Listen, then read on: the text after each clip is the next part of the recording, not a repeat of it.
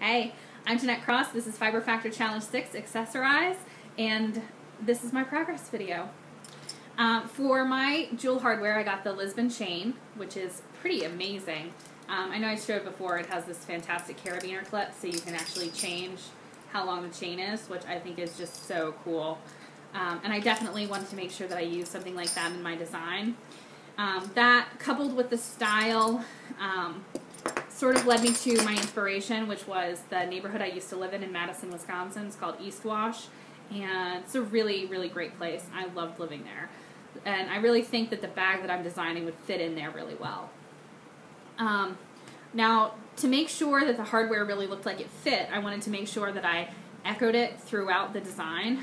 So I decided I wanted to have cables on the straps, and the cables are kind of mirroring the chain links in the piece of hardware. I tried a bunch of different little edge treatments and ways to do them, and I ended up wanting to do it on a garter ground so it would lay nice and flat and be all perfect, and then have this rolled I-cord edge.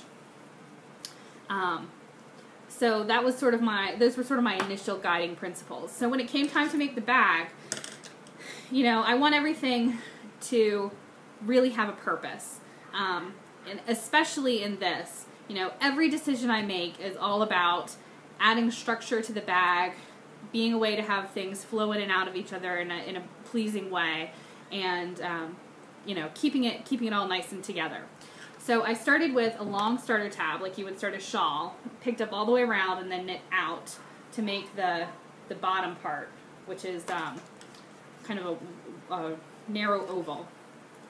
Then bind off all around with an I-cord bind off, because again, that's going to add a lot of structure and help keep things from stretching too much.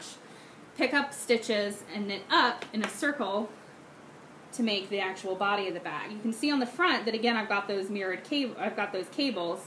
On the back and sides I've got these stockinette ribs. Again, that's to help keep things from stretching too much and make sure that the bag still holds its form.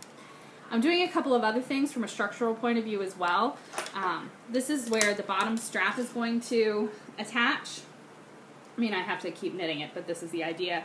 You can see that picking up all the way across the bottom here like this, that's going to add a lot of stability and structure. I'm also going to be picking up all the way across the top and then decreasing down to the actual width of the strap, and that's going to add a lot of structure too. I'm trying to be really, really thoughtful with this and do everything in a really specific and exact kind of way. I am delighted that we get to write the pattern for this one. I love writing patterns, and I think this one's going to be really good. I can't wait for you to see it. Peace out, Trout.